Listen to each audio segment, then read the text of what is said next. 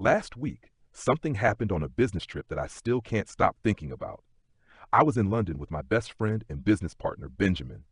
We run a small graphic design agency together, and we were there to attend a YouTube event to find new clients. The schedule was packed, and we were both exhausted from the trip and the work ahead. When we got to the hotel, Benjamin immediately said we should have booked a double room to save money. I told him I wasn't interested in witnessing his romantic adventures. Last time, I'd spent half the night in the hotel lounge while he had fun in our room. He shot back with a remark, made a joke about my weight, and kept walking down the hallway. I suddenly stopped because in a small alcove, there was a life-size replica of a terracotta warrior.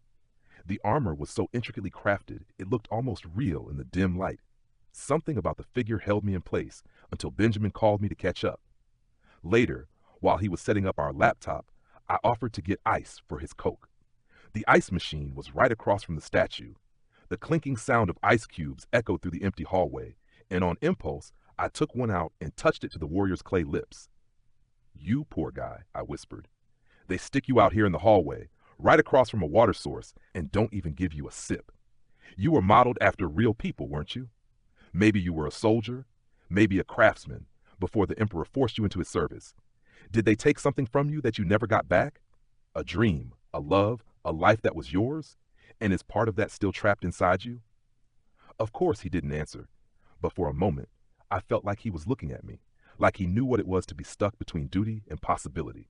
I let the ice cube fall back into the glass, gave the statue a nod, and went back to the room. Benjamin just looked up and wondered why getting ice had taken so long.